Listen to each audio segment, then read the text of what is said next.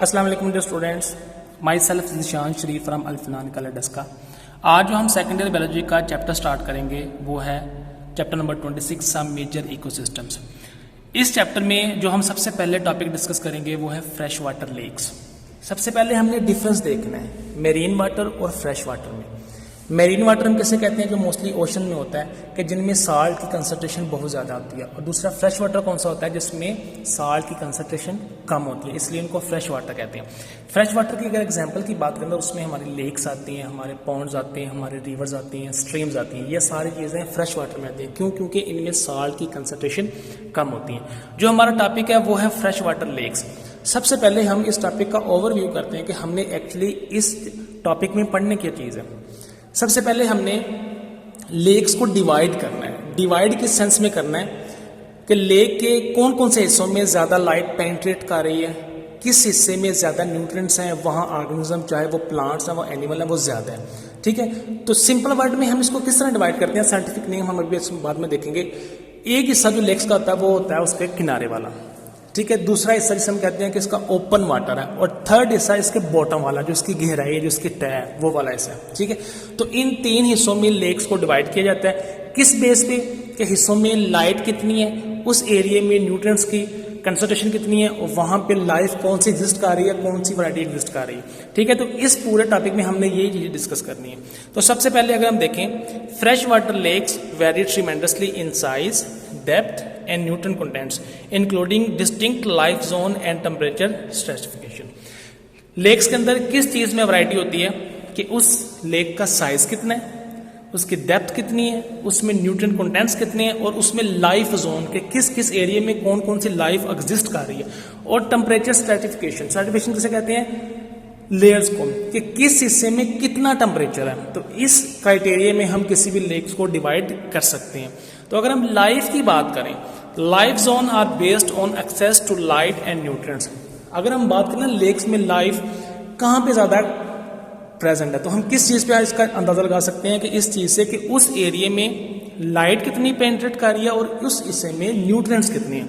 जितनी लाइट ज्यादा होगी, जितनी न्यूट्रिएंट्स ज्यादा होगी, उतनी ऑर्गेनिज्म की डाइवर्सिटी ज्यादा होगी। ठीक है, तो इसी चीज को हमने डिस्कस करना है। The distribution of life in lakes depend on access to light, to nutrients and to place for attachment। अगर लेक्स के अंदर लाइफ की डिस्ट्रीब्यूशन देखें तो वो किस चीज़ पे डिपेंड कर रही है, वहाँ पे लाइट की कितनी एक्सेस है, वहाँ पे न्यूट्रिएंट्स कितनी है, और प्लेस ऑफ अटैचमेंट कितनी है, कि अटैच होने के लिए प्लेस कितनी है, प्लांट्स के लिए जो ज़्यादा इंपॉर्टेंट होती है। The lake ecosystem can be divided into 3 main zone. पहला लिटोरल जोन, जिसे नियर शोर कहते हैं, limnetic zone and profundal zone. जैसा कि हमने पहले डिस्कस किया था कि लिटोरल जोन कौन सा होगा, किनारे वाला।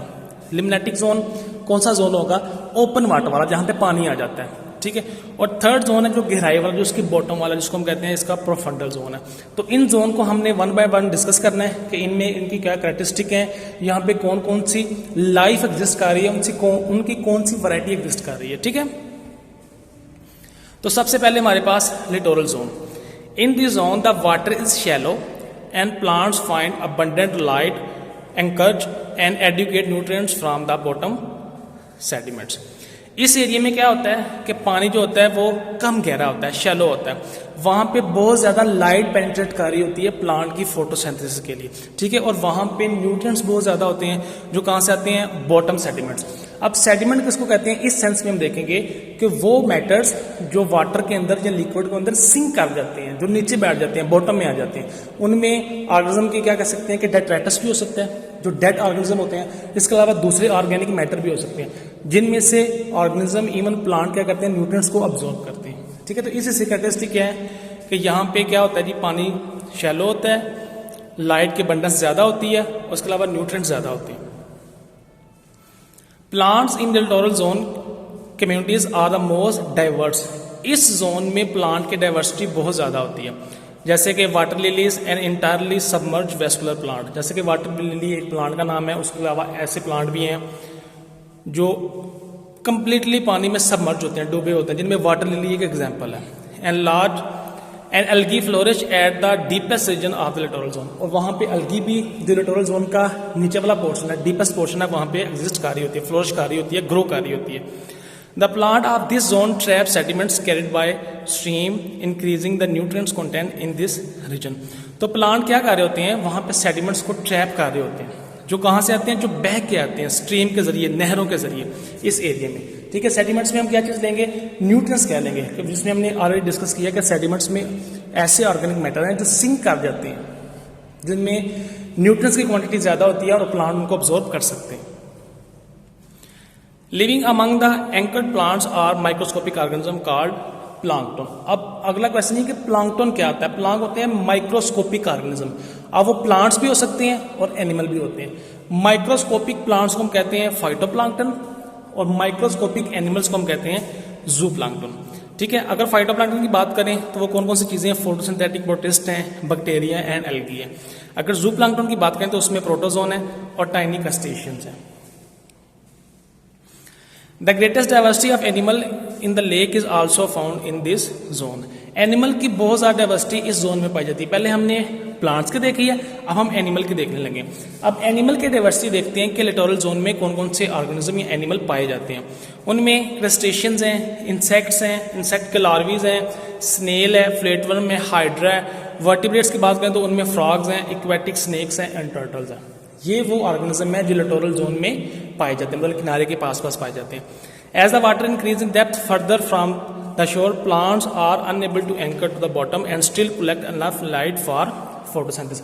अगर हम लिटोरल जोन से थोड़ा सा आगे मूव करें, ओपन वाटर की तरफ मूव करें, तो वहां पे प्लांट को एंकर होने के लिए प्लेस तो नहीं होती, लेकिन इतनी लाइट होती है कि वो वहां पे फोटोसिंथेसिस करके अपने फूड को खुद को बना सकें।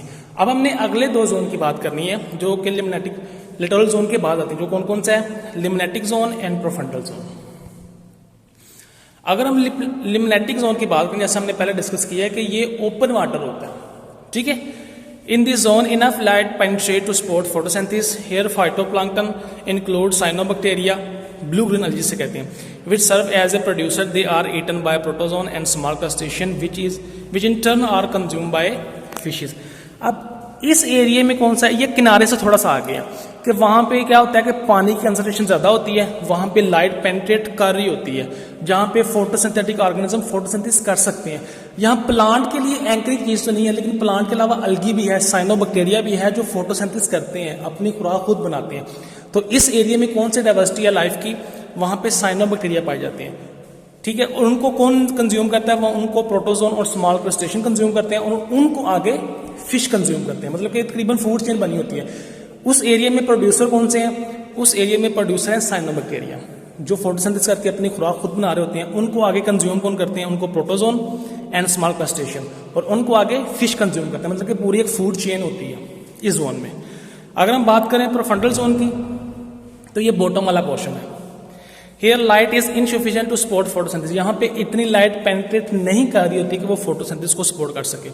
The organism of this zone are mainly nourished by detritus that fall from the littoral and limnatic zone and by incoming sediment. इस जोन में लाइट पेनिट्रेट नहीं कर रही, इट मीन फोटोसिंथेसिस नहीं हो रही। लेकिन इस जोन में जो ऑर्गेनिज्म रह रहे हैं वो अपनी न्यूट्रिएंट्स, अपनी खुराक कहाँ से लेते हैं, तो वो लेते हैं डेट्राइटस, डेड मटेरियल से, जो कहाँ से आते हैं, जो ऊपर वाले दो जोन है, littoral zone and limnetic zone. ठीक है, अब हमने देखना है कि इस एरिया में ऑर्गेनिज्म की वैरायटी कौन सी पाई जा रही है। तो mostly decomposer and detritus feeder such as snail and certain insect larvae, bacteria, fungi, fishes inhibited. तो इस एरिया में ये ऑर्गेनिज्म एग्जिस्ट कर रहे होते हैं। अगर हम ड्रामेटिकली देखें तो हमारा जो बिल्कुल शोर नियर किनारे वाला जो एरिया है उसको हम कह रहे हैं लिटोरल जोन। जो आपको डायग्राम में नजर आ रहा है कि वहां पे प्लांट एंकर होने के लिए सॉइल मौजूद है। ठीक है, वहां पे लाइट बहुत ज्यादा पेनिट्रेट कर रही है, फोटोसिंथेसिस बहुत ज्यादा हो रही है। अगर हम उससे आगे वाले जोन की बात करें जिसको कह रहे हैं कि लिम्नेटिक जोन, जिसे ओपन वाटर कहते हैं। अब यहाँ पे लाइट पेनिट्रेट तो कर रही है लेकिन एंकरिंग प्लांट नहीं होते, यहाँ पे दूसरे फोटोसिंथेटिक ऑर्गेनिज्म होते हैं, साइनोबैक्टीरिया वाले होते हैं। ठीक है, जो हमने अभी डिस्कस किया कि उनको आगे क्रस्टेशियन, प्रोटोजोन कंज्यूम करते हैं, फिर उनको फिश कंज्यूम करते हैं, तो एक पूरी फूड चेन बनी होती है। अब जो थर्ड वन है वो प्रोफंडल जोन है, वो बिल्कुल बॉटम पे होता है। ठीक है, और वहां पे लाइट पेनिट्रेट नहीं कर रही। जो ऑर्गेनिज्म होते हैं वो मोस्टली डीकम्पोजर होते हैं और डेट्राइटस फीडर होते हैं, मतलब कि डेड ऑर्गेनिज्म को खाने वाले होते हैं।